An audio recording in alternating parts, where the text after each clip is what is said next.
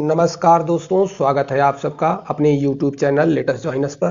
दोस्तों, आशा करता हूं कि आप लोग अच्छे होंगे और आपकी तैयारी बहुत बेहतर तरीके से चल रही होगी। दोस्तों, यह सेशन पूर्वालोकन घटना चक्र पर आधारित है। इस सेशन में पूर्वालोकन में शामिल समस्त विषयों और उनके प्रश्नों तथा उनकी व्याख्या सहित उस पर चर्चा की जाती है। तो दोस्तों, ये तीसरा सेशन है। इससे पहले 2 सेशन हो चुके हैं। यदि आपने इससे पहले भी सेशन नहीं देखा है तो उसे जरूर देख लें, क्योंकि ये आगे से हम चर्चा करेंगे। तो दोस्तों, शुरू करने से पहले यदि आप चैनल पर नए हैं तो चैनल को सब्सक्राइब कर लें, वीडियो को लाइक शेयर जरूर करते हैं। चलो शुरू करते हैं आज का सेशन। तो दोस्तों, आज के सेशन में थोड़ा बदलाव है। सेशन में पहले प्रश्न, फिर उसका हल और उसके बाद उसकी व्याख्या पर चर्चा करेंगे, यानी पहले व्याख्या की चर्चा नहीं करेंगे। तो दोस्तों, आज का पहला प्रश्न है, कुल्लू घाटी जिन पर्वत श्रेणी के बीच अवस्थित है वह है। तो दोस्तों, कुल्लू घाटी आपकी धौलाधर तथा पीर पंजाल श्रेणी में अवस्थित है। तो दोस्तों, कुल्लू घाटी हिमाचल प्रदेश में धौलाधर और पीर पंजाल श्रेणी के मध्य अवस्थित है। तो दोस्तों, यहाँ पर इसका विकल्प ए सही हो जाएगा। नेलांग घाटी किस राज्य में स्थित है? दोस्तों, नेलांग घाटी आपके उत्तराखंड राज्य में स्थित है। यहाँ पर विकल्प डी सही हो जाएगा। नेलांग घाटी भारत के उत्तराखंड राज्य उत्तरकाशी जिला स्थित गंगोत्री नेशनल पार्क में स्थित है। सूची घाटी सूची टू राज्य के साथ सुमेलित है। कौन सी घाटी किस राज्य में है उसको यहाँ पर सुमेलित करना है। तो दोस्तों, आपसे बता दें कि यहाँ पर विकल्प डी यानी ए मरखा घाटी आपकी जम्मू और कश्मीर में, जुकू घाटी आपका नागालैंड में, सांगला घाटी आपका हिमाचल प्रदेश में और युथांग घाटी आपका सिक्किम में है। यहाँ विकल्प डी सही हो जाएगा। दोस्तों, मरखा घाटी लद्दाख, प्रश्नकाल में जम्मू कश्मीर और आज के समय में लद्दाख में एक प्रसिद्ध घाटी है। जुकू घाटी भारत के पूर्वोत्तर राज्य नागालैंड में जफू पर्वत श्रेणी के पीछे स्थित है। सांगला घाटी किन्नौर हिमाचल प्रदेश में स्थित है। यह चारों ओर से पर्वतीय घाटियों और बसपा नदी से घिरी हुई है। युथांग घाटी गंगटोक सिक्किम की राजधानी से लगभग 149 किलोमीटर की दूरी पर स्थित है। तो यहाँ पर दोस्तों विकल्प डी सही हो जाएगा। अब अगला प्रश्न है, मौन घाटी साइलेंट वैली राष्ट्रीय वन नल्लामलाई श्रेणी में है। दूसरा, मौन घाटी राष्ट्रीय वन के निकट पत्थर कड़ारू जल विद्युत परियोजना बनाने का प्रस्ताव है। कुंती नदी मौन घाटी के वर्षा प्रचुर वनों से उद्भूत होती है। तो दोस्तों, आपसे बता दें, यहाँ पर मौन घाटी राष्ट्रीय वन नल्लामलाई श्रेणी में नहीं है, क्योंकि नल्लामलाई श्रेणी आपके आंध्र प्रदेश में है। और मौन घाटी साइलेंट राष्ट्रीय वन के पत्थर कट्टू जल विद्युत परियोजना बनाने का प्रस्ताव है। तो दोस्तों, यहाँ पर 2 सही हो जाएगा। और दोस्तों, आपसे बता दें कि मौन घाटी से ही कुंती पूजा और भरत पूजा नदियां होकर गुजरती हैं। तो दोस्तों, यहाँ पर इसकी अगर व्याख्या करें तो यहाँ पर 2 और 3 सही हो जाएगा। शांत घाटी या मौन घाटी राष्ट्रीय वन केरल के पलक्काड़ या पालघाट में स्थित है। यह पश्चिमी घाट की नीलगिरी पहाड़ियों में स्थित है, न कि मल्लामलाई पहाड़ी श्रेणी में, इसलिए कथन 1 गलत है।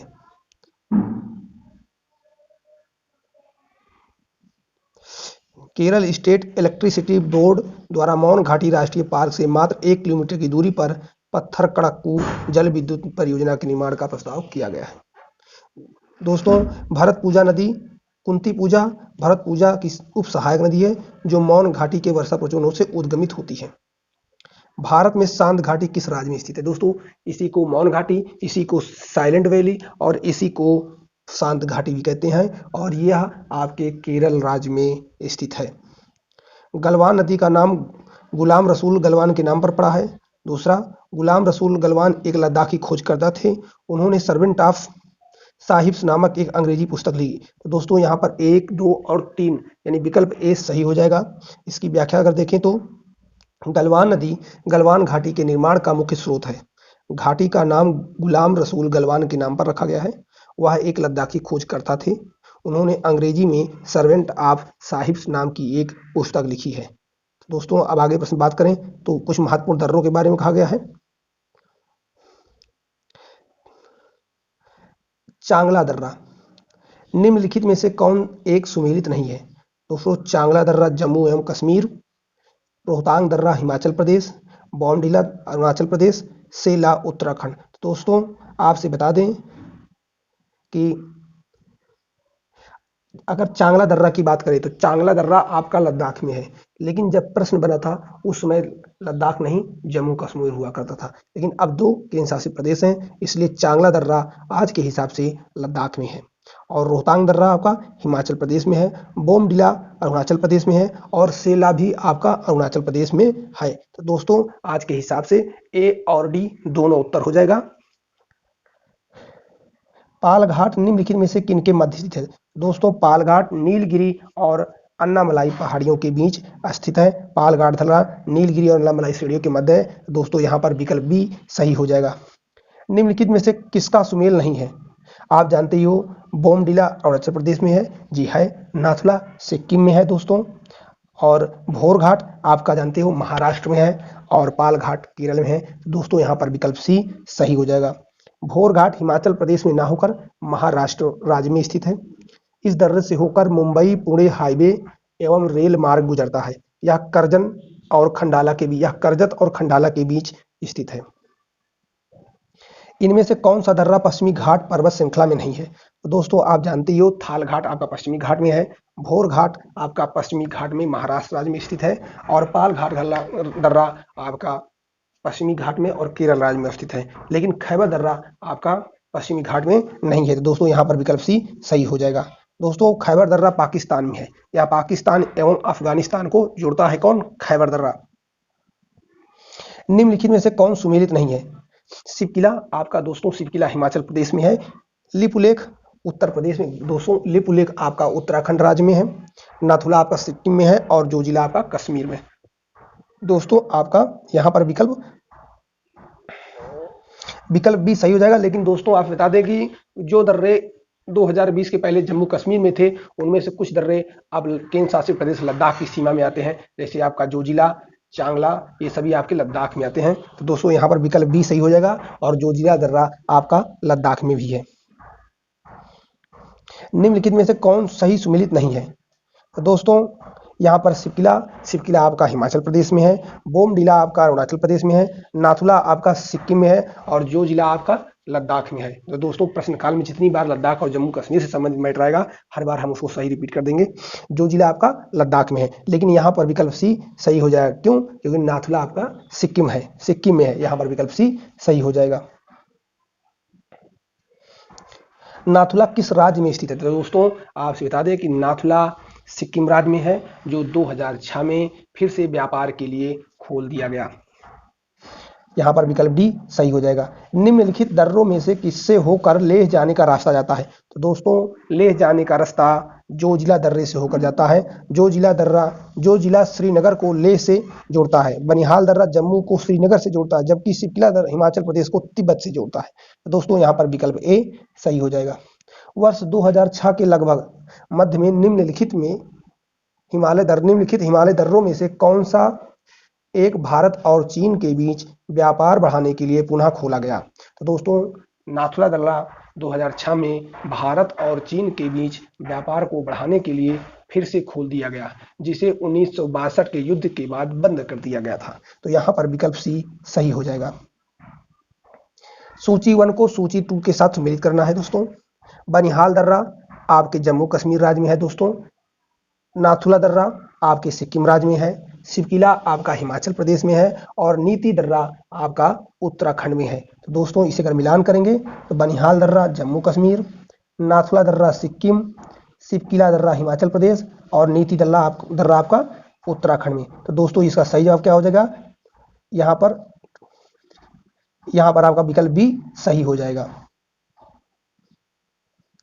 अगला प्रश्न है, इसमें भी पर्वतीय दर्रा और राज्य से सुमेलित करना है। जैसे बुमला आपका जानते हो दोस्तों, जिलेपला आपका सिक्किम में है, सिपकिला आपका हिमाचल प्रदेश में है, मुलिंगला आपका जो है उत्तराखंड में, और बुमला आपका अरुणाचल प्रदेश में है। तो दोस्तों इसमें देखते हैं विकल्प बी सही जगह, बुमला अरुणाचल प्रदेश में, जिलेपला सिक्किम में, मुलिंगला आपका उत्तराखंड में, और सिपकिला आपका हिमाचल प्रदेश में पड़ता है। तो दोस्तों यहाँ पर विकल्प भी सही हो जाएगा। सूची 1 और सूची 2 को सम्मिलित करना है फिर से। माड़ा दर्रा आपका फिर से उत्तराखंड में है, जिसको माना भी कहते हैं। नाथुला दर्रा आपका सिक्किम राज्य में है, जोजिला दर्रा जम्मू कश्मीर और अब लद्दाख में है, सिपकिला दर्रा आपका हिमाचल प्रदेश में है। तो दोस्तों इसको कैसे मिलाओगे? इसको मिलाने के लिए नाथुला आपका सिक्किम B1 हो जाएगा, जोजिला दर्रा आपका जम्मू कश्मीर के साथ मैच कर दोगे, सिपकिला दर्रा आपका हिमाचल प्रदेश से और माना दर्रा आपका उत्तराखंड से, यानी A4B1 हो जाएगा दोस्तों। तो इसमें जो भी ऑप्शन है आप लोग मिला लेंगे, A4B1। तो यहाँ पर विकल्प सी हो जाएगा। निम्नलिखित में से कौन सही सुमेलित नहीं है? जेलेपला दोस्तों, जेलेपला दर्रा आपका सिक्किम में पड़ता है। माना और नीति दर्रा आपका उत्तराखंड में पड़ता है। सिपकिला दर्रा आपका हिमाचल में पड़ता है, ना कि जम्मू कश्मीर में। और बोमडिला आपका अरुणाचल प्रदेश में है। तो दोस्तों यहाँ पर विकल्प सी सही हो जाएगा। जेलेपला दर्रा पूर्वी सिक्किम जिले को ल्हासा से जोड़ता है। गढ़वाल की पहाड़ियों में तिब्बत को जोड़ने वाले दो दर्रे नीति एवं माना हैं। तिब्बत को जोड़ने वाला सिपकिला दर्रा हिमाचल प्रदेश के किन्नौर जिले में स्थित है। बॉमडिला दर्रा अरुणाचल प्रदेश एवं ल्हासा को जोड़ता है। स्पष्ट है कि सिपकिला दर्रा आपका जम्मू कश्मीर में नहीं है। निम्नलिखित दर्रों में से कौन उत्तराखंड में अवस्थित है? तो दोस्तों आपसे बता दें कि जेलेपला आपका सिक्किम में, नाथुला आपका सिक्किम में, सिपकिला आपका हिमाचल प्रदेश में और लिपुलेख आपका उत्तराखंड में पड़ता है। तो दोस्तों यहाँ पर विकल्प बी सही हो जाएगा। लिपुलेख दर्रा स्थित है, तो आपसे बता चुके हैं दोस्तों, लिपुलेख दर्रा माना, नीति, लिपुलेख, मोलिंगला और ये सब कहाँ पड़ते हैं आपके? उत्तराखंड में। विकल्प सी यहाँ पर सही हो जाएगा। निम्नलिखित में से कौन एक सुमेलित नहीं है? नाथुला दोस्तों आपसे बता दिए हमने कि नाथुला दर्रा आपका सिक्किम पड़ता है। सिक्किम में पढ़ने का तरीका दोस्तों इस तरह है, साजन। क्या कहते हैं? साजन, साजन। तो दोस्तों सा से आप लोग कहेंगे सिक्किम, जा से जेलेपला और ना से नाथुला। तो ये पड़ेगा आपका किसमें? ये दर्रे के नाम, पहला स्टेट का नाम सा से सिक्किम, जा से जेलेपला और ना से नाथुला, ये आपका सिक्किम में पड़ेगा। और इसी तरह हिमाचल प्रदेश में हीरोस, क्या? हीरोस, हीरोस, हीरोस, ही से हिमाचल प्रदेश, रो से रोहतांग और से सा से सिपकिला दर्रा, ये आपका हिमाचल प्रदेश में पड़ेगा। तो दोस्तों नाथुला दर्रा आपका कहाँ पर है? सिक्किम में है, ना कि अरुणाचल प्रदेश में। यहाँ पर विकल्प ए सही हो जाएगा। और रोहतांग दर्रा स्थित है दोस्तों, तो यहाँ पर देखो जो ट्रिक थी हीरोज वो आपका सही हो जाएगा। सा से रोहतांग दर्रा, रा से रोहतांग दर्रा और हिमाचल प्रदेश में पड़ता है, तो यहाँ पर विकल्प ए आपका सही हो जाएगा। माना, नीति ये सब आपके उत्तराखंड राज्य में है, तो दोस्तों यहाँ पर विकल्प बी सही हो जाएगा। किगरी बिगरी नीति माड़ा क्या है? किगरी बिगरी नीति माड़ा मोलिंगला या माना लिपुलेख ये क्या है? ये उत्तराखंड राज्य में अवस्थित महत्वपूर्ण दर्रे हैं जिनसे होकर रेल मार्ग और सड़क मार्ग गुजरते हैं। दोस्तों ये क्या है? दर्रे हैं। यहाँ पर विकल्प ए सही हो जाएगा। किगरी बिगरी कुंगरी भिंगरी, इन्हीं को कुंगरी भिंगरी भी कहते हैं। नीति माना दर्रे हैं। नीति दर्रा भारत के उत्तराखंड राज्य को तिब्बत से जोड़ता है। नीति दर्रा उत्तराखंड राज्य को किससे जोड़ता है? तिब्बत से जोड़ता है। किससे जोड़ेगा? तिब्बत से जोड़ता है। माना या माना दर्रा हिमालय क्षेत्र में भारत और तिब्बत के बीच स्थित है, जिसे चिरवितिया, जो आपका माना दर्रा है इसे चिरवितिया या डोंगरीला भी कहा जाता है। इसी दर्रे में देवताल झील है, जहां से अलकनंदा की सहायक नदी सरस्वती का उद्गम होता है।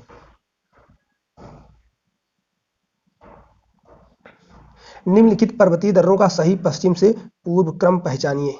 तो इसमें क्या है? पश्चिम से पूर्व करना है। तो दोस्तों आप जान लीजिए कि सिपकिला दर्रा आपका हिमाचल में पड़ता है, नाथुला दर्रा आपका सिक्किम में पड़ता है, बोमडिला दर्रा आपका अरुणाचल प्रदेश में पड़ता है और लिपुलेख दर्रा आपका उत्तराखंड में पड़ता है। तो दोस्तों यदि आपको मैप से जरा सा भी याद होगा तो सबसे पश्चिम में आपको पड़ जाएगा हिमाचल प्रदेश, उसके बाद उसके पूर्व में पड़ेगा उत्तराखंड, उसके फिर पूर्व में सिक्किम और उसके बाद पड़ेगा आपका अरुणाचल प्रदेश।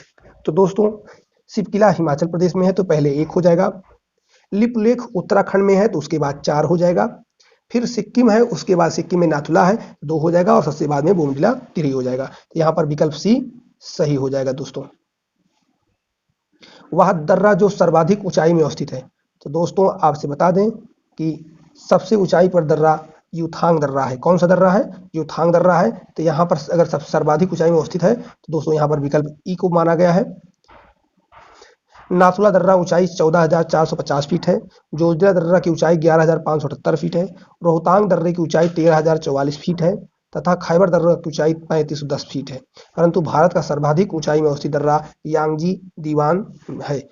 चूंकि विकल्प में नहीं है इसलिए इसमें विकल्प ई सही होगा। बीपीएससी में दोस्तों जो 4 विकल्प होते हैं उसके अलावा भी एक विकल्प होता है विकल्प ई। अगर उनमें से उस प्रश्न का जवाब नहीं है तो विकल्प ई सही होता है, तो यहाँ पर विकल्प ई सही हो जाएगा। अगला, तो दोस्तों यहाँ पर अगला टॉपिक है हिमरेखा या हिमरेखा एवं हिमनद। दोस्तों यहाँ पर हम लोग प्रश्न देखेंगे और उसकी व्याख्या के साथ उसको समझने का प्रयास करेंगे। हिमालय में हिमरेखा निम्न के बीच होती है। तो दोस्तों आपसे बता दें कि हिमालय में हिमरेखा 4300 से 6000 मीटर के बीच पूर्व में है। तो दोस्तों यहाँ पर विकल्प ए सही हो जाएगा। हिमरेखा की औसत ऊंचाई महान हिमालय के उत्तरी भाग में, कहाँ पर? महान हिमालय के उत्तरी भाग में 5500 से 6000 मीटर और महान हिमालय के दक्षिणी भाग में 4500 से 6000 मीटर पाई जाती है। इसी प्रकार पश्चिमी हिमालय का औसत हिमरेखा 5800 मीटर और पूर्वी हिमालय का 4300 मीटर। तो इस हिसाब से 4300 से 6000 मीटर के बीच होती है। अगला प्रश्न है सियाचिन हिमनद कहाँ स्थित है? तो दोस्तों सियाचिन हिमनद आपके नुब्रा घाटी के उत्तर में स्थित है। तो यहाँ पर विकल्प डी सही हो जाएगा। सियाचिन ग्लेशियर अक्साई चीन के पश्चिम, गिलगिट के पूर्व, लेह के उत्तर तथा नुब्रा घाटी के उत्तर में स्थित है। यह भारत के केंद्र शासित प्रदेश लद्दाख में है। अगला प्रश्न है निम्न में से कौन सा हिमनद सबसे बड़ा है? तो दोस्तों ये प्रश्न जो है विवाद का विषय रहा है, जो कि यूपी पीसीएस 2017 में पूछा गया था प्री एग्जाम में। तो दोस्तों यहाँ पर सबसे बड़ा ग्लेशियर सियाचिन ग्लेशियर है। तो यहाँ पर विकल्प ए सही हो जाएगा, सियाचिन। सबसे बड़ा हिमनद निम्नलिखित में से कौन है? तो दोस्तों कंचनजंगा, रुंडुन, गंगोत्री, केदारनाथ। तो यहाँ पर विकल्प के अनुसार आपका गंगोत्री हिमनद सबसे बड़ा हिमनद है। यहाँ पर विकल्प सी सही हो जाएगा। तो दोस्तों अगला प्रश्न है निम्न में से कौन सा विशालतम हिमनद है? तो दोस्तों विशालतम हिमनद सियाचिन है। दोस्तों दुनिया का सबसे बड़ा ध्रुवों के बाद अगर देखा जाए तो फेडचाक ग्लेशियर है जो कि पामीर पर है और उसके बाद आपका सियाचिन ग्लेशियर आता है दूसरे नंबर पर। देखो दोस्तों ये रहा इसका दर्रों का जो है क्षेत्रफल। ससानी काराकोरम में है और इसका जो है 17.85 किलोमीटर है। गंगोत्री उत्तराखंड में है, ये 26 किलोमीटर है। जेमू सिक्किम नेपाल में है, ये 25 किलोमीटर है और सियाचिन काराकोरम श्रेणी में है, ये 76.64 किलोमीटर है। दोस्तों ध्रुवों के अतिरिक्त दूसरा सबसे बड़ा ग्लेशियर सियाचिन है तथा इसी दृष्टि से विश्व का सबसे बड़ा ग्लेशियर फेडचेंको ग्लेशियर है जो कि पामीर क्षेत्र में स्थित है। अतः स्पष्ट है कि यहाँ पर सियाचिन ग्लेशियर सबसे बृहद ग्लेशियर होगा। दोस्तों चौराबाड़ी ग्लेशियर स्थित है। चौराबाड़ी ग्लेशियर केदारनाथ मंदिर के उत्तर में स्थित है। चौराबाड़ी ग्लेशियर उत्तराखंड के रुद्रप्रयाग जिले में केदारनाथ मंदिर के उत्तर में स्थित है। यहाँ पर विकल्प सी सही हो जाएगा। हिमालय के हिमनदों के पिघलने की गति क्या है दोस्तों? सबसे अधिक है। तो यहाँ पर विकल्प बी सही हो जाएगा। हिमालय के हिमनदों के पिघलने की गति सर्वाधिक है। गंगा नदी के उद्गम स्थल पर स्थित गंगोत्री ग्लेशियर तेजी से पिघल रहा है। इसी के परिणाम स्वरूप इसका विस्तार कम होकर पिछले 50 वर्षों की तुलना में लगभग आधा हो गया है। तो दोस्तों यहाँ पर विकल्प बी सही हो जाएगा। निम्नलिखित में से कौन सा उत्तराखंड के कुमाऊं क्षेत्र में अवस्थित है? दोस्तों मिलाम, हिस्पर, जेमू, मिलाम, रूपल। तो दोस्तों उत्तराखंड के कुमाऊं क्षेत्र में मिलाम हिमनद अवस्थित है। यहाँ पर विकल्प सी सही हो जाएगा। मिलाम हिमनद उत्तराखंड के कुमाऊं प्रदेश या प्रत्यक्ष प्रक्षेत्र में अवस्थित मुख्य हिमनद है। इसी हिमनद से शारदा नदी, जिसको काली गंगा भी कहा जाता है, निकलती है। दोस्तों इसे मिलान करना है। हिमनद और नदी बंदरपुर से आपकी यमुना निकलती है दोस्तों, और 12 सिगरी से चेनाब नदी निकलती है और दोस्तों सियाचिन से नुब्रा निकलती है। बाकी इसमें सही सुमेलित नहीं है, तो यहाँ पर विकल्प ए सही हो जाएगा। अब दोस्तों इसे देख लेते हैं। बंदरपुर से यमुना नदी निकलती है। 12 सिगरी से चेनाब नदी निकलती है। मिलाम से गौरी गंगा, जिसे काली गंगा या शारदा भी कहा जाता है, निकलती है। सियाचिन से नुब्रा नदी निकलती है और जेमू से तीस्ता नदी निकलती है। दोस्तों अगर आप बात करें तो 12 सिगरी हिमनद हिमाचल प्रदेश में, सियाचिन हिमनद जम्मू कश्मीर में तथा जेमू हिमनद सिक्किम में, मंदाकिनी नदी का स्रोत सुमेरु हिमनद है और आपका बंदरपुछ और मिलाम हिमनद उत्तराखंड में स्थित है। अगला प्रश्न है, निम्नलिखित हिमनदों को उनकी लंबाई के घटते क्रम में लिखना है। तो दोस्तों आपसे बता दें कि अगर देखा जाए तो सबसे बड़ा सियाचिन, उसके बाद हिस्पर, उसके बाद बियाफो, फिर द्रांग द्रुंग, फिर सोना पानी, फिर उसके बाद 12 सिगरी। तो दोस्तों यहाँ पर विकल्प सी सही हो जाएगा।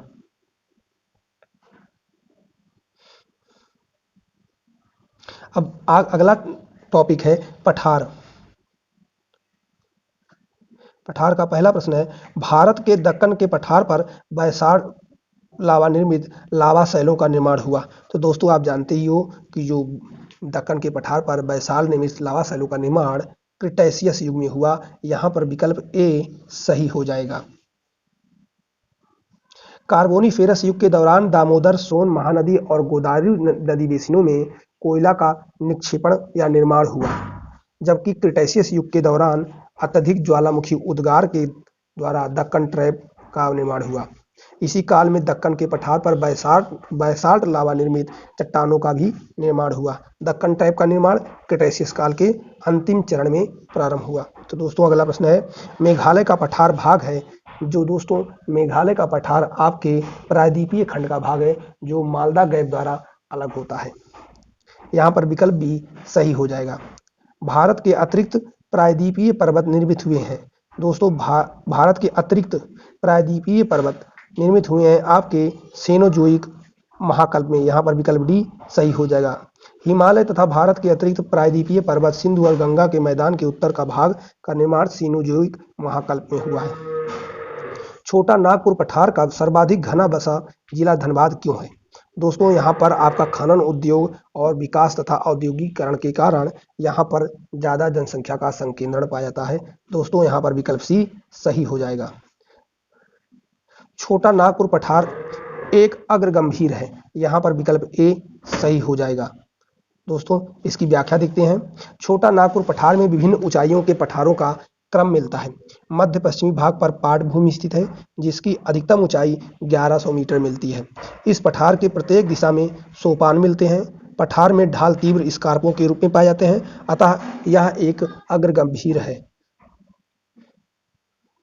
दोस्तों इसमें जो है ए बी सी, देखिए मैप बना हुआ है, ए बी सी और डी करके दिया हुआ है और कुछ ये स्थान को इंगित करते हैं। तो दोस्तों जो ए है ये आपकी नर्मदा और तापी नदी घाटियों की रिफ्ट घाटी को जो है इंगित करता है। डी जो है आपका वृष्टि छाया क्षेत्र को इंगित करता है। बी जो है आपका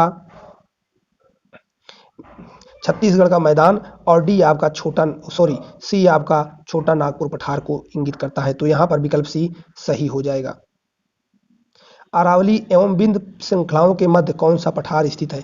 दोस्तों अरावली उत्तर पश्चिम में अरावली और दक्षिण में विंध्य पर्वत श्रृंखलाओं के मध्य आपका मालवा का पठार विस्तृत है। तो यहाँ पर विकल्प ए सही हो जाएगा।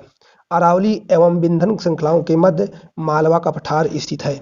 इसकी उत्तरी सीमा अरावली एवं दक्षिणी सीमा विंध्य श्रेणी और पूर्वी सीमा बुंदेलखंड पठार द्वारा निर्धारित की जाती है। अगला प्रश्न है दोस्तों, दंडकारण्य पठार के किस भाग में स्थित है? दंडकारण्य पठार भारत के किस भाग में स्थित है? तो दोस्तों आपसे बता दें कि मध्यवर्ती भाग में दंडकारण्य पठार स्थित है। यहाँ पर विकल्प सी हो जाएगा। बिहार के निम्न हिस्सों में कौन सा हिस्सा भूतात्विक दृष्टि से अपेक्षाकृत पुराना है? तो दोस्तों बिहार का सबसे पुराना हिस्सा क्या हो जाएगा? खड़गपुर पहाड़ियाँ हो जाएंगी, विकल्प सी। दोस्तों खड़गपुर पहाड़ियाँ धारवाड़ क्रम की हैं, जबकि रोहतास पठार विंध्यन क्रम की एवं उत्तर पश्चिम पहाड़ियाँ तृतीय क्रम की तथा उत्तर गंगा मैदान नवीनतम है। तो यहाँ पर विकल्प सी सही हो जाएगा। निम्न में से कौन सा मेघालय पठार का अंश नहीं है? तो दोस्तों मेघालय पठार का अंश भुवन पहाड़ियाँ नहीं है, क्योंकि भुवन पहाड़ियाँ मिजो पहाड़ियों का हिस्सा है और मिजो हिल्स आपके पूर्वोत्तर हिमालय का अंग है। अलबामा हिल्स, दोस्तों अलबामा हिल्स आपका बीजापुर अपलैंड के दक्षिण में स्थित है। अलबामा हिल्स कहाँ पर है? बीजापुर अपलैंड के दक्षिण में। तो यहाँ पर विकल्प सी सही हो जाएगा। अब अगला टॉपिक है तटीय भाग, भारत की तट रेखा किसके साथ किससे। तो दोस्तों यहाँ पर एक लंबी सूची है जिसको हम एक सूत्र बताते हैं जिसको बोलते हैं गु आतम क्यू कर बंगो। ये आपका सूत्र है जिसको हम लिख देते हैं गु आ तम क्यू कर बंगो। दोस्तों ये जो राज्य हैं उनकी तटीय तट कितनी लंबी है, ये है। सबसे अधिक तट की लंबाई गुजरात राज्य की है, सबसे अधिक तट की लंबाई गुजरात राज्य की है। उसके बाद आंध्र प्रदेश की, उसके बाद तमिलनाडु की, उसके बाद महाराष्ट्र की, उसके बाद केरल की, फिर उड़ीसा की, फिर कर्नाटक की, उसके बाद बंगाल की और सबसे कम जो है राज्यों में गोवा की। तो ये दोस्तों एक सूत्र है जो राज्यों की तटीय रेखा की लंबाई का क्रम है। चलो इसके प्रश्न देखते हैं दोस्तों। निम्नलिखित में से किस तट से भारत का औसत समुद्र तल नापा जाता है। तो दोस्तों भारत का औसत समुद्र तल चेन्नई से नापा जाता है, तो यहाँ पर विकल्प बी सही हो जाएगा। भारत के प्रादेशिक जल क्षेत्र का विस्तार, दोस्तों जो प्रादेशिक जल क्षेत्र होता है तट से 12 समुद्री मील तक होता है, तो यहाँ पर विकल्प सी सही हो जाएगा। विकल्प सी क्या हो जाएगा, सही हो जाएगा। किसी भी देश के प्रादेशिक जल क्षेत्र को क्षेत्रीय सागर कहा जाता है। क्षेत्रीय सागर की दूरी आधार रेखा से सागर की ओर नापी जाती है जो सामान्यतः 12 समुद्री मील तक होती है। अगला प्रश्न है भारत की तट रेखा की कुल लंबाई लगभग है। तो दोस्तों भारत की तट रेखा की लंबाई लगभग 7516.6 किलोमीटर है। दोस्तों यहाँ पर विकल्प डी सही हो जाएगा। भारत की तट रेखा, दोस्तों भारत की तट रेखा इनमें से किसी भी ऑप्शन में नहीं दिया हुआ है, तो हमने बता दिया 7516.6 किलोमीटर है। तो दोस्तों अगला प्रश्न है भारत के निम्नलिखित राज्यों में से किसकी तटरेखा सबसे लंबी है। तो दोस्तों हमने आपको बताया गु आतम क्यू कर बंगो, तो सबसे पहले सबसे लंबी आपकी पड़ जाएगी गुजरात की, उसके बाद आंध्र प्रदेश की, उसके बाद तमिलनाडु, फिर महाराष्ट्र, फिर आपका केरल पड़ेगा। दोस्तों यहाँ पर विकल्प डी सही हो जाएगा। अगला प्रश्न है भारत के किस राज्य का समुद्री तट सबसे अधिक लंबा है। तो दोस्तों यहाँ पर तो गुजरात है, तो गुजरात सबसे लंबा होगा, विकल्प सी। किंतु यदि गुजरात ना हो तो फिर ये सूत्र आपका सहयोग करेगा, यहाँ पर विकल्प सी सही हो जाएगा। निम्नलिखित में भारत का कौन सा राज्य सर्वाधिक लंबी तट रेखा वाला राज्य है। तो दोस्तों सबसे लंबी तट रेखा वाला राज्य गुजरात है, विकल्प बी यहाँ पर सही हो जाएगा। भारत में कितने राज्य तट रेखा से लगे हैं। तो दोस्तों भारत में तट रेखा से 9 राज्य लगे हुए हैं। तो दोस्तों अगर आप बात करेंगे कितने राज्य लगे हुए हैं, तभी आपको गु आतम के उ कर बंगो, तो आपका लगभग 9 बनेगा दोस्तों। तो इस तरह से आपका क्रम भी हो जाएगा, यहाँ पर विकल्प सी सही हो जाएगा। प्राचीन भारतीय ऐतिहासिक भूगोल में रत्नाकर नाम सूचक था। दोस्तों रत्नाकर नाम हिंद महासागर का सूचक था, यहाँ पर विकल्प सी सही हो जाएगा। सर्वाधिक तटीय अपरदन होता है। तो दोस्तों आपसे बता दें कि सर्वाधिक तटीय अपरदन लहरों द्वारा होता है, यहाँ पर विकल्प ए सही हो जाएगा। अब अगला टॉपिक है पूर्वी एवं पश्चिमी तट, इससे संबंधित प्रश्नों पर चर्चा कर लेते हैं। पहला प्रश्न है भारतवर्ष के पश्चिमी तटीय निम्नलिखित शहरों में पर विचार कीजिए। तो इसमें क्या है, पश्चिमी तट और पूर्वी तट और इन तटों के सहारे जो शहर हैं उनके बारे में पूछा गया है। तो दोस्तों जो जंजीरा है आपका ये महाराष्ट्र में पड़ता है और सिंधुदुर्ग आपका महाराष्ट्र में पड़ता है। तो इसका क्या बताना है, उत्तर से दक्षिण आपका। और दोस्तों आपका नागरकोइल आपका तमिलनाडु में पड़ता है और कन्नूर आपका केरल में पड़ता है। तो सबसे उत्तर में आपका हो जाएगा जंजीरा और उसके दक्षिण में आपका सिंधुदुर्ग, उसके दक्षिण में कन्नूर और सबसे दक्षिण में आपका नागरकोइल शहर पड़ेगा। तो दोस्तों यहाँ पर विकल्प डी सही हो जाएगा। जंजीरा महाराष्ट्र के रायगढ़ जिले में स्थित है। दोस्तों सिंधुदुर्ग महाराष्ट्र के सिंधुदुर्ग जिले में है, कन्नूर केरल के कन्नूर जिले में है और नागरकोइल तमिल राज्य के कन्याकुमारी जिले में है। अगला प्रश्न है आपको यत्र तत्र कुछ अनोखे डेनमार्क वासी मिल जाएंगे, परंतु उसका कारण यह है कि डेनमार्क की चौकी हुआ करती थी। यह अनूठा नगर, उसका दुर्ग और सुंदर गिरजाघर, नया जेरूसलम, सोनी सड़कें और उजाड़ तटाग्र सब मिलकर अद्भुत रत्न बन जाते हैं। इस उक्ति में वर्णित स्थान है। तो दोस्तों ये तमिलनाडु तट का जो है एक जो है अद्भुत दृश्य है। यहाँ पर विकल्प ए सही हो जाएगा। तमिलनाडु तट पर अवस्थित तरंगमबाड़ी डेनमार्क से संबद्धता के लिए विख्यात है। न्यू जेरूसलम चर्च, जिरबेन चर्च आदि यहाँ की प्रमुख इमारतें हैं जो डेनमार्क निवासियों ने बनाई थी। डेनमार्क निवासी यहाँ 1620 ईस्वी में आए थे और 1845 ईस्वी में डेनमार्क ने यहाँ बस्ती अंग्रेजों को बेच दी थी। अगला प्रश्न है दोस्तों, भारत के तटीय क्षेत्र पर के भाग यथोचित हैं। तो दोस्तों अंतर्जलीय उच्चावच रेखा, तो यहाँ पर विकल्प डी सही हो जाएगा।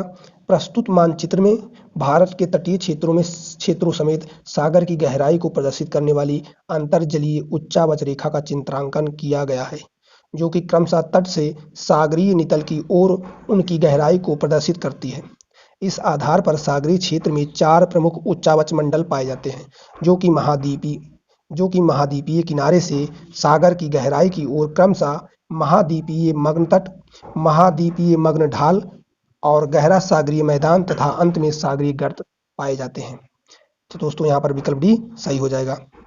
अगला प्रश्न है, भारतवर्ष के निम्न शहरों पर विचार करें तथा नीचे दिए गए कूट से ज्ञात करें कि इनमें से कौन पश्चिमी तट पर अवस्थित है। तो दोस्तों आपसे बता दें कि आपका जंजीरा महाराष्ट्र में है, उडुपी आपका कर्नाटक में है, ओरुविले आपका तमिलनाडु एवं पुडुचेरी की सीमा पर कोरोमंडल तट पर अवस्थित है और आपका तूतीकोरिन आपका तमिलनाडु के दक्षिण पूर्व तट पर स्थित है। तो दोस्तों यहाँ पर 1 और 2 सही हो जाएगा, क्योंकि 1 और 2 यानी जंजीरा और उडुपी आपके पश्चिमी तट पर अवस्थित हैं। तो यहाँ पर विकल्प ए सही हो जाएगा। अगला प्रश्न है, सूची को सूची 2 से मिलान करना है। एक सागर पुलिन है और दूसरा राज्य है। तो आप जानते ही हो दोस्त, दीघा बहुत ही चर्चित रहा है, ये आपके पश्चिम बंगाल में है। तो यहाँ पर हम मिलाते हुए चलते हैं, दीघा पश्चिम बंगाल यानी A2, गोपालपुर आपके उड़ीसा में है, यहाँ पर B3 हो जाएगा। मरीना आपका तमिलनाडु में है और कलांगुट आपका गोवा में है। तो दोस्तों इसमें A2, B3, C4 और D1 हो जाएगा। तो यहाँ पर विकल्प बी सही हो जाएगा, विकल्प बी सही हो जाएगा।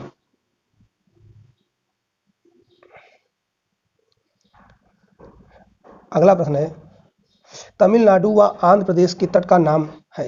तमिलनाडु व आंध्र प्रदेश के तट का नाम दोस्तों कोरोमंडल तट है। आप जानते हो महानदी और कृष्णा नदी के बीच के पूर्वी तट के मैदान को उत्तरी सरकार और कृष्णा नदी से कन्याकुमारी तक के बीच पूर्वी तटीय मैदान को कोरोमंडल तट कहा जाता है।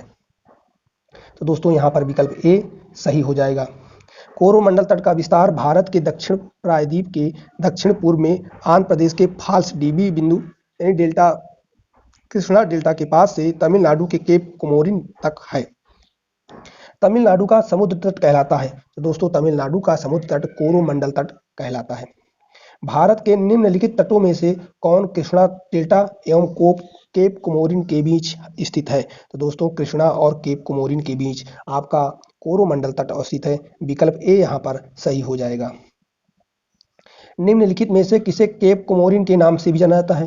तो दोस्तों केप कोमोरिन के नाम से कन्याकुमारी को भी जाना जाता है। यहाँ पर विकल्प सी सही हो जाएगा।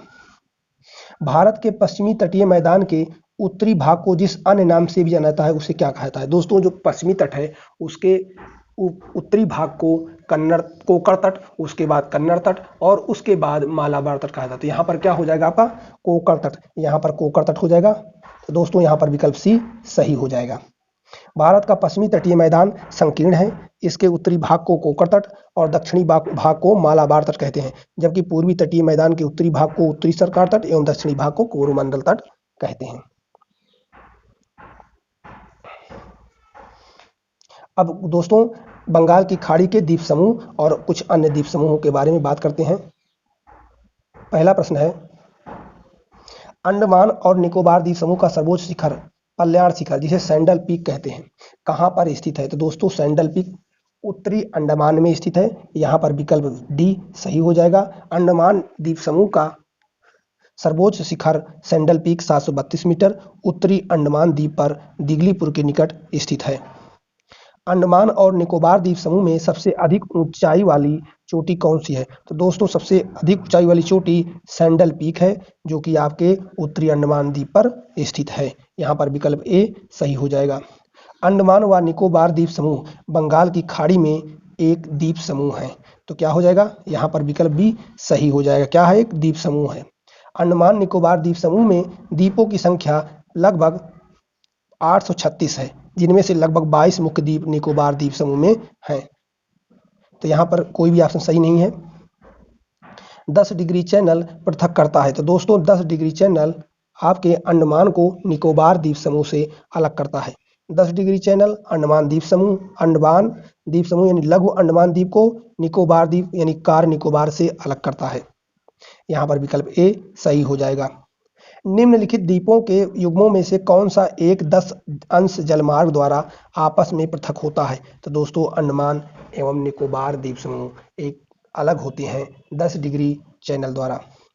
अगला प्रश्न है, निम्नलिखित में से किस द्वीप युग्म को 10 डिग्री चैनल अलग करता है? तो दोस्तों अंडमान तथा निकोबार को 10 डिग्री चैनल अलग करता है। अगला प्रश्न है दोस्तों, बैरन द्वीप ज्वालामुखी एक सक्रिय ज्वालामुखी है जो भारतीय राज्य क्षेत्र में स्थित है। दोस्तों ये आपका कथन सही है। बैरन द्वीप ग्रेट निकोबार के लगभग 140 किलोमीटर पूर्व में स्थित है। पिछली बार बैरन द्वीप पर ज्वालामुखी में 1991 में उद्गार हुआ था और तब से यह निष्क्रिय बना हुआ है। दोस्तों यहाँ पर सिर्फ विकल्प ए सही है, बाकी विकल्प गलत है। दोस्तों बैरन द्वीप बंगाल की खाड़ी के अंडमान सागर में पोर्ट ब्लेयर से लगभग 135 किलोमीटर दूर उत्तर पूर्व में स्थित है। यह भारत का एकमात्र सक्रिय ज्वालामुखी है, अतः कथन एक सही है।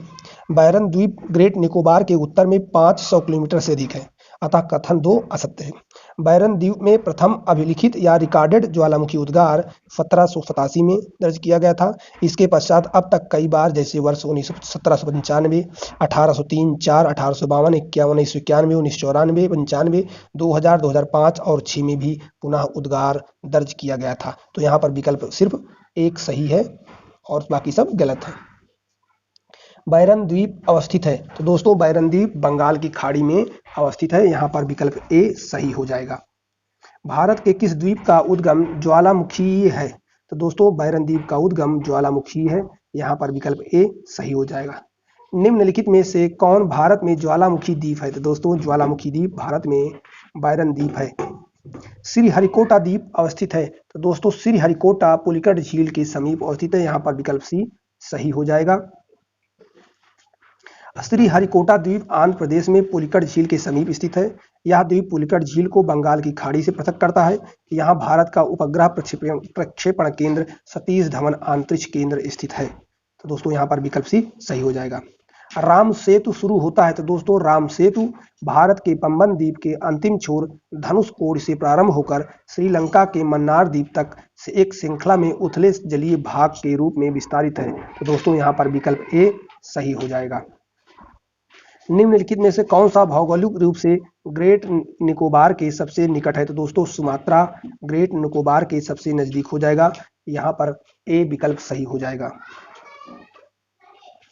अरब सागर के द्वीप समूह, दोस्तों अरब सागर के द्वीप समूह के बारे में बात करते हैं।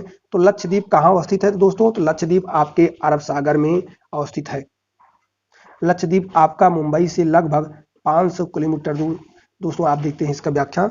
लक्षद्वीप अरब सागर में केरल के कोची तट से लगभग 220 से 440 किलोमीटर की दूरी पर विस्तृत द्वीपों का समूह है। यह भारत का केंद्र शासित प्रदेश भी है। इसका कुल क्षेत्रफल 32 वर्ग किलोमीटर है। लक्षद्वीप के अधिकांश द्वीप प्रवाल उत्पत्ति के हैं।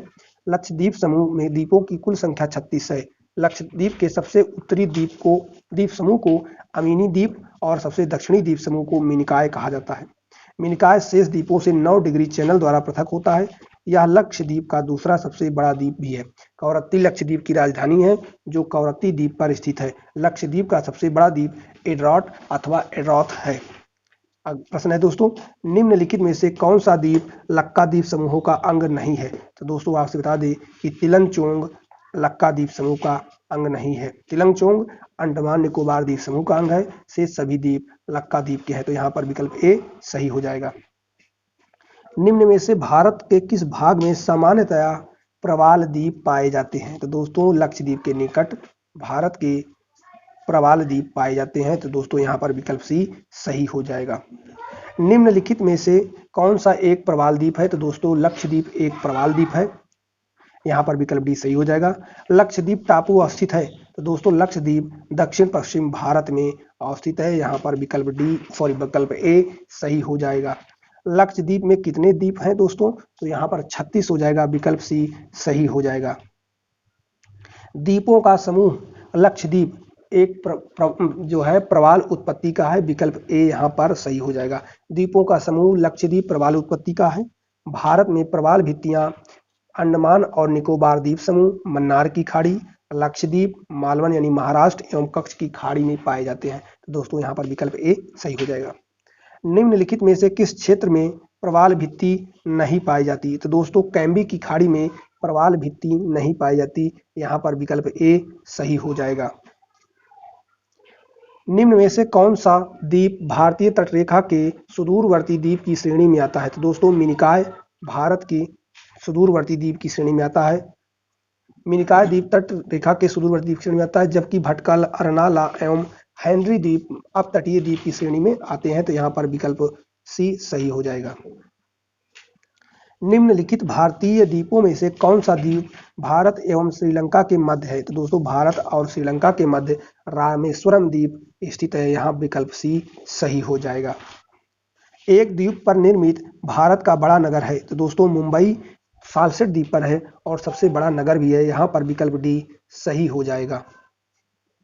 एक द्वीप पर निर्मित भारत का सबसे बड़ा नगर मुंबई है। पोर्ट ब्लेयर का कुल क्षेत्रफल मुंबई के क्षेत्र से अधिक है, परंतु नगरीय क्षेत्र की दृष्टि से मुंबई का क्षेत्रफल पोर्ट ब्लेयर के क्षेत्रफल से अधिक है। अगला प्रश्न है, भारत का सर्वाधिक आबादी वाला द्वीप है? दोस्तों भारत का सर्वाधिक आबादी वाला द्वीप सालसेट द्वीप है, जिस पर मुंबई और ठाणे जैसे बड़े शहर स्थित हैं। यहाँ पर विकल्प डी सही हो जाएगा। अब दोस्तों इसको मिलाना है आपको, द्वीप और अवस्थिति। तो दोस्तों आपका बेयंत सयोधर आपके कच्छ की खाड़ी में अवस्थित है।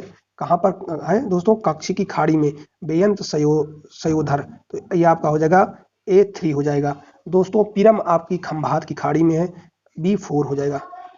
क्या हो जाएगा दोस्तों? B4 हो जाएगा। और आपका द्वारका अरब सागर में है, यानी C2 हो जाएगा। और दीव आपका काठियावाड़ तट में है। दोस्तों यहाँ पर विकल्प बी सही हो जाएगा। अगला प्रश्न है, कोरी क्रीक जिसे निवेशिका भी कहा जाता है स्थित है? तो दोस्तों कोरी क्रीक आपके कच्छ के रण में स्थित है। कोरी क्रीक एक ज्वारीय क्रीक है जो कच्छ के रण में स्थित है। यह एक दलदली भूमि है जो भारत एवं पाकिस्तान के बीच सीमा रेखा का निर्माण करती है। तो दोस्तों यहाँ पर विकल्प डी सही हो जाएगा।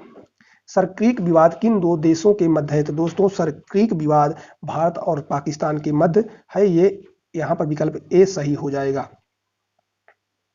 भारत एवं पाकिस्तान के मध्य विवादित सरक्रीक कच्छ के रण में स्थित है। एक 96 किलोमीटर लंबा जलीय क्षेत्र है। यह भारत के गुजरात और पाकिस्तान के सिंध प्रांत को अलग करता है।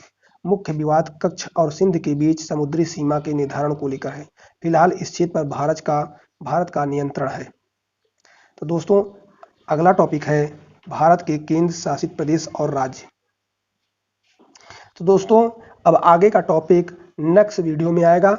आज के वीडियो में बस इतने ही टॉपिक जो आपके लिए महत्वपूर्ण थे और आगे भी महत्वपूर्ण रहेंगे। और दोस्तों आप लोगों से एक हम्बल रिक्वेस्ट है कि चैनल को सब्सक्राइब जरूर कर लें। यदि आपके पास कोई सुझाव है या डाउट है तो जरूर कमेंट के माध्यम से पूछें। चलो दोस्तों तब तक के लिए बाय, जय हिंद। मिलते हैं किसी और इम्पोर्टेंट वीडियो के साथ।